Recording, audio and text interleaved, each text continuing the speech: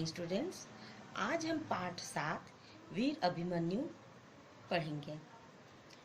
भारत में ऐसे अनेक वीर पुरुष हुए हैं जिनकी वीरता की कहानियाँ आज भी हमें प्रेरणादायक लगती है। ऐसे ही वीरों में से एक था वीर अभिमन्यु।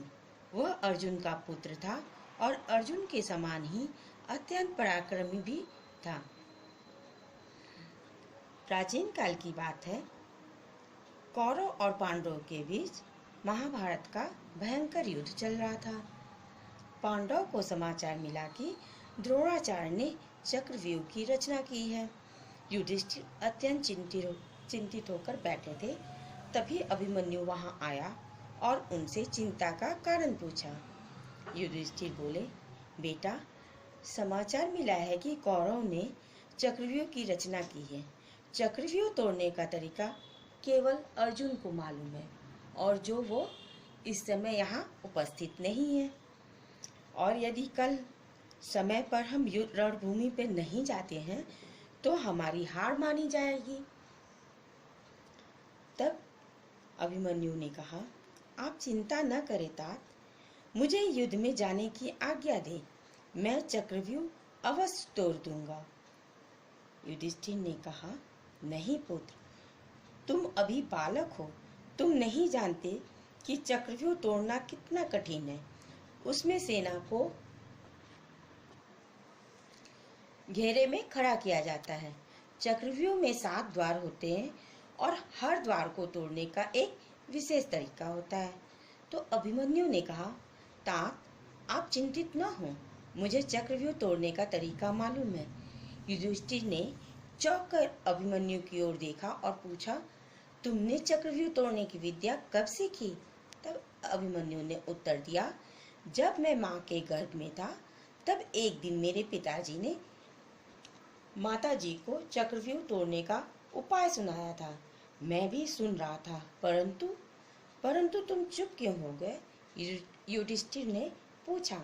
अभिमन्यु ने बताया, मैं चक्रव्यूह से बाहर निकलने की विद्या नहीं जानता, क्योंकि जब अंतिम द्वार तोड़ने का वर्णन आया तभी माँ को नींद आ गई और पिताजी ने भी उपाय बताना बंद कर दिया। यह सुनकर युधिष्ठिर उदास हो गए। उन्होंने अभिमन्यु को युद्ध में जाने से मना कर दिया, लेकिन अभिमन्यु बार बार युद्ध में जाने का निवेदन करता रहा। अभिमन्यु का साहस देखकर भीम बोले, अंतिम द्वार तो मैं अपनी गदा से ही तोड़ दूंगा।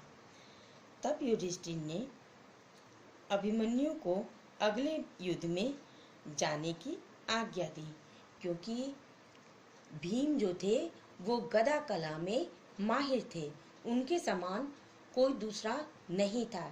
यही सोचकर युधिष्ठिर ने उन लोगों को अगले दिन के युद्ध में जाने की आज्ञा दी।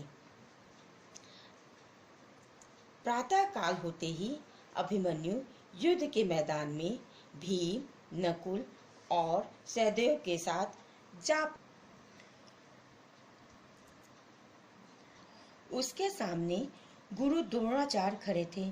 सिंह की भांति गरजता हुआ, बाणों की बौछार करता हुआ अभिमन्यु चक्रव्यूह के भीतर घुस गया। चक्रव्यूह के अगले द्वार पर जयद्रथ से के साथ उसका भयंकर युद्ध हुआ। उसे हराकर अभिमन्यु तो भीतर घुस गया, लेकिन भीम और दूसरे पांडव अंदर नहीं जा सके। अभिमन्यु ने अकेले ही युद्ध करते हुए चक्रव्यूह के 6 द्वार तोड़ डाले। इस बालक के पराक्रम को देखकर कौरव दल के महारथी आश्चर्यचकित रह गए। अभिमन्यु के बाणों की वर्षा से कौरव की सेना के हाथी, घोड़े, पैदल सैनिक सब गिरने लगे। वो जिधर मुड़ जाता मैदान साफ हो जाता। अभिमन्यु की इस वीरता को देखकर दुर्योधन ने अपने 7 महारथियों से कहा, एक साथ मिलकर अभिमन्यु पर हमला करो। ये सुनते ही 7 महारथियों ने उसे घेर लिया और उसका रथ तोड़ डाला तथा घोड़े को भी मार गिराया। उसके धनुष की डोरी भी काट दी, लेकिन अभिमन्यु निराश नहीं हुआ। उसने रथ का पहिया उठाया और चक्र की भांति गोल घुमाते हुए शत्रुओं पर वार करने लगा, परंतु कुछ ही क्षण में वो पहिया भी टूट गया। अब वह बिल्कुल निहत्था हो गया था। उसका पूरा शरीर भी बाणों से छलनी हो गया था। अभिमन्यु ने द्रोणाचार्य की ओर देखा और पूछा, गुरुवर, युद्ध के नियम कहाँ चले गए? आपके रहते ये कैसी लड़ाई हो रही है जिसमें निहत्थे पर वार हो रहा है? आप कुछ बोलते क्यों नहीं? द्रोणाचार्य कुछ बोल न सके।